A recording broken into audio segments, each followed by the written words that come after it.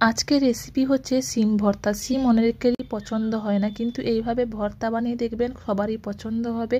আর গরম ভাতের সঙ্গে তো এই সিম ভর্তা দিয়েই এক থালা ভাত চলে যাবে, আর কিছুই লাগবে না। খেতে খুবই টেস্টি হয়। তার জন্য এখানটায় আমি সিমটাকে প্রথমে গরম করে নিব। প্রথমে একটু গরম করে জলে ভাপিয়ে নিতে হবে, সিদ্ধটা করে নিতে হবে সিমটাকে ভালো করে। সিদ্ধ করার জন্য এখানটায় আমি দিয়ে দিচ্ছি স্বাদ মতন লবণ, দিয়ে ভালো করে ঢাকা চাপা দিয়ে কিছুক্ষণ সেদ্ধ করতে হবে। সিমটা যাতে ভালোভাবে সেদ্ধ হয়ে যায় সেটা দেখতে হবে। দেখুন সুন্দরভাবে সিমটা সেদ্ধ হয়ে গেছে। এরপর এটাকে ছেঁকে নিব এবং উঠিয়ে রেখে দেবো একটা পাত্রে।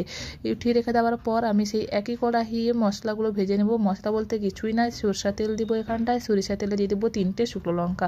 একটু ঝালটা বেশি হলে ভালো লাগে খেতে, ভর্তা রেসিপি, তাই এখানে আমি 3টে শুকনো লঙ্কা নিয়েছি। শুকনো লঙ্কাগুলোকে একটু ভালো করে ভেজে নিতে হবে। ভাজা হয়ে এলে তাতে দিয়ে দেবো এখানটায় পেঁয়াজ কুচি। একটা বড় সাইজের পেঁয়াজকে কুচিয়ে নিয়েছি। কোচানো পেঁয়াজটাকে দিয়ে ভালো করে ভেজে নিতে হবে। এই রেসিপিটা খুবই চটজলদি তৈরি হয়ে যায় আর খেতে খুবই ভালো লাগে।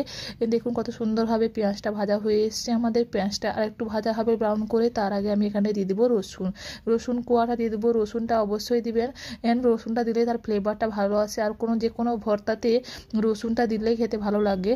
রসুনটাকে দিয়ে ভালো করে একটু ভেজে নেব। শেষে দিয়ে দেবো এখানটায় কালো জিরেটা বেশি ভাজবো না এলা, সেই জন্য শেষে দিয়েছি। শেষে দিয়ে একটু মিশিয়ে নিয়েই গ্যাসটা অফ করে দেবো। এরপর এটা একটা পাত্রে তুলে নেব। তুলে নেওয়ার পর এখানটায় যে তেলটা থেকে থাকবে সেই তেলে আমি সেদ্ধ করা সিমগুলোকে দিয়ে একটু নেড়ে আনবো। ভাজবো না, কারণ সেদ্ধ তো হয়েই গেছে পুরোপুরিভাবে, তাই একটু এপাশ করে একটু নেড়ে চলে নিলেই আমাদের সিমটাও হয়ে যাবে ভাজা।